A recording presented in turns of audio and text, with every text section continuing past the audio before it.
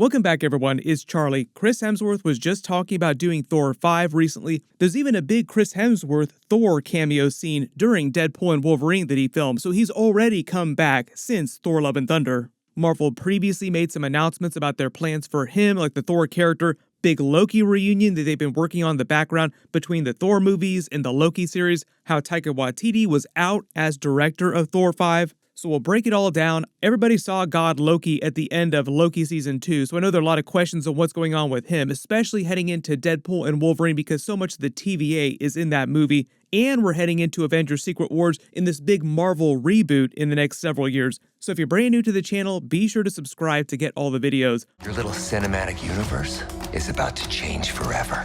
I know a lot of people are just wondering, like, who is going to survive this giant Marvel reboot that's going to be happening in the next several years? Recently, Chris Hemsworth just did a big interview for one of his other movies. During that, he talked a lot about the future of the Thor character in the Marvel movies. So no big surprise, they asked him a lot about what happened with Thor Love and Thunder. Like, why did you do that?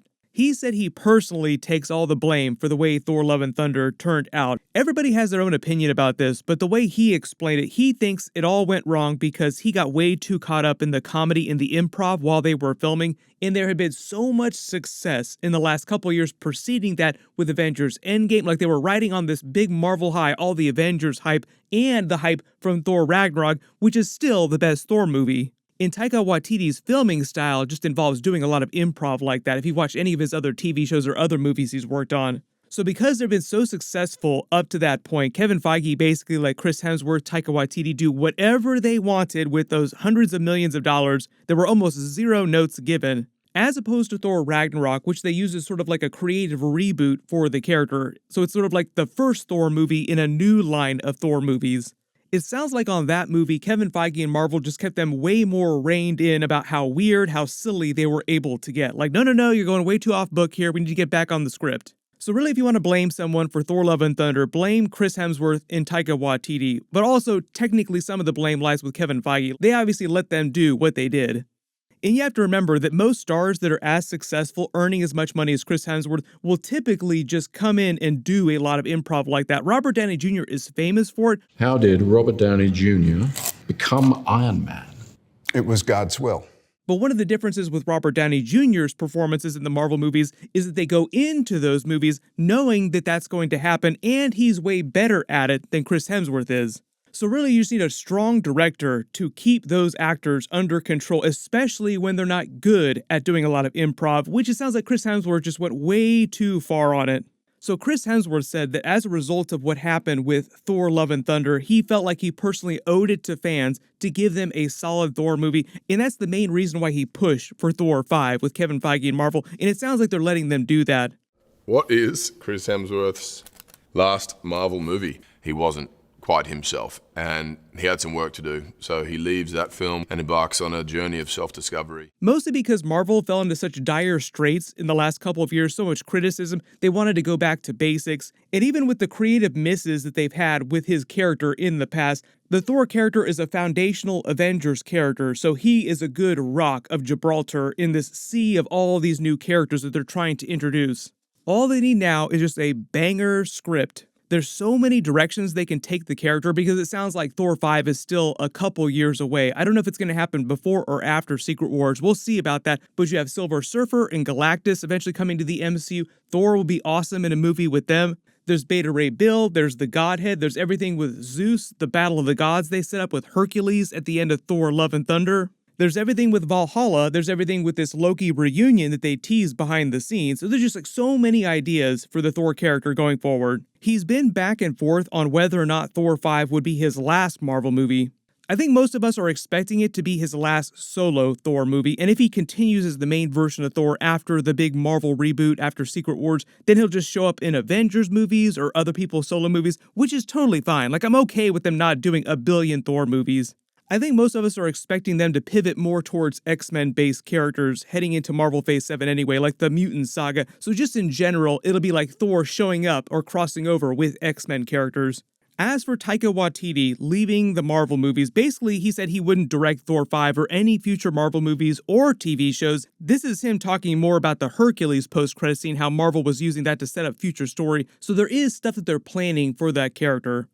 we're going to introduce Hercules, and that made no sense to me. I didn't even know there was a character in Marvel, but apparently it is.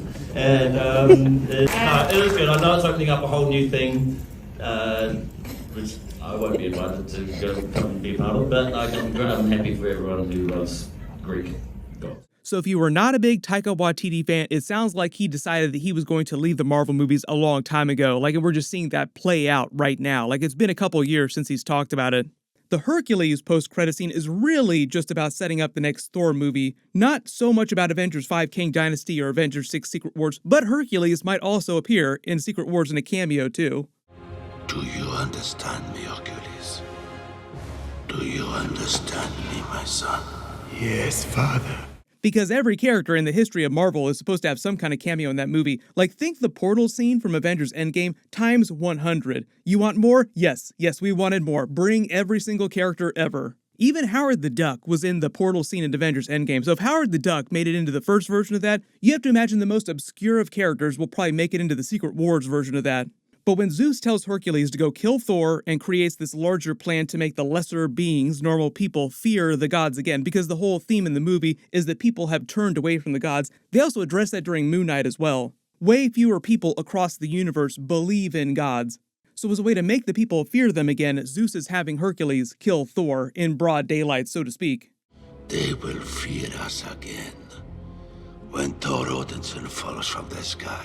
And it's more of a Thor versus all the other gods kind of movie, like a War of Realms type of conflict, a mini version of Avengers Infinity War and Avengers Endgame where it's all about Thor versus the rest of the gods. Which is kind of funny because that's kind of what they set Thor Love and Thunder up to be, like Gorr versus all the other gods. During that movie, Thor even jokes about how all the other gods are going to hate them and want to kill them now. Now they're just paying that off. Like, oh yeah, they're definitely coming to try and kill you. In the comics, Hercules was meant to be about as powerful as Thor. Just like Thor in the comics too, he also gained greater cosmic levels of power to become God of Gods. Rune King Thor is a good example of that, like Thor becoming the god of all gods. That's how powerful he was. During Chaos War, more recently in the comics, Hercules also became god of all gods. So even though their powers work very differently, they're kind of the same power level, basically. Even if you haven't read a lot of Hercules comics in the past, MCU Hercules powers are similar to a lot of the other pop culture depictions of Hercules. He starts out as a demigod, son of Zeus and a human woman, and throughout his adventures attains more power and eventually has to choose whether to live the rest of his existence as a full-on god, like 100% god,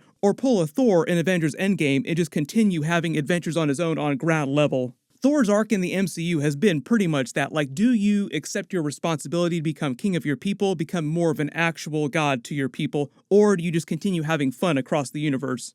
Most people think that means that Hercules is going to be successful in killing him, but I don't think that that's what they're going with. Also, I think that Chris Hemsworth is being a little misleading when he's saying he's leaving the character. Like, Hugh Jackman left Wolverine after Logan. Patrick Stewart also left Professor X after Logan. But here they are, playing their characters again a lot. Deadpool 3 is like a full-on Deadpool and Wolverine movie. And by the end of his last movie, he will accept the greater cosmic role and become a little bit more like Rune King Thor in the way he fit within the Marvel Universe. In more of a god of gods, cosmic kind of role. And that'll be how they explain why Thor isn't around day to day all the time for regular movies anymore, but how he can still come back for cameos occasionally in the future when they really want him. A lot of the plot of Kang Dynasty is based on Avengers Kang War in the comics, which is a little bit different, but a lot of the new Avengers team in Kang War is the Avengers team that we're going to see in the MCU.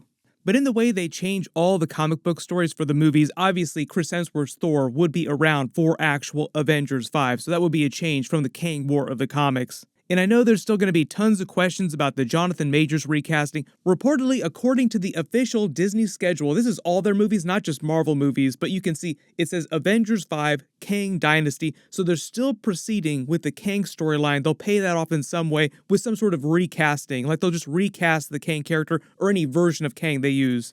Just like Avengers Infinity War, expecting a couple of deaths to happen at the end of that movie, the Avengers of the 616 universe, like the main MCU, wind up losing heading into Secret Wars.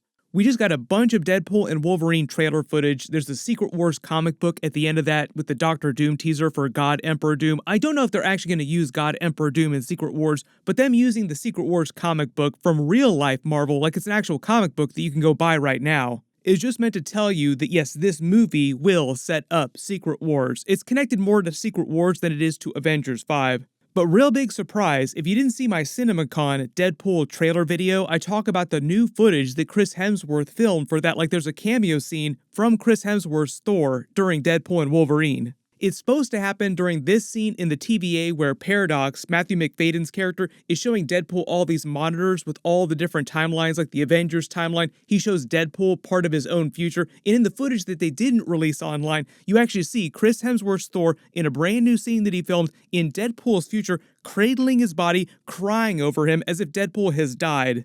During the scene, Deadpool asks what happened here, like he's wanting to know how Thor became his best friend and how he died. They only vaguely refer to it being something that happens in Deadpool's future without having too much information about it, and Deadpool was not supposed to see that.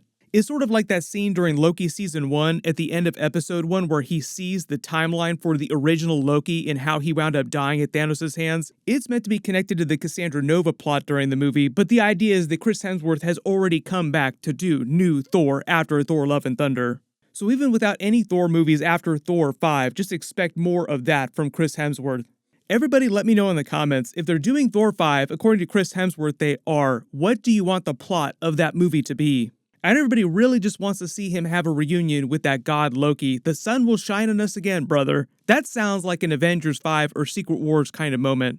There's a bunch of big stuff coming up this week. My full X-Men 97 Episode 8 video is going to be Finale Part 1. That'll post on Wednesday. Make sure to enable alerts for my channel so you don't miss that. It is going to be a banger finale. Everybody click here for that video. I'll update the link as soon as I post that, and click here for all my Deadpool and Wolverine trailer videos. Thank you so much for watching, and I'll see you guys in the next one.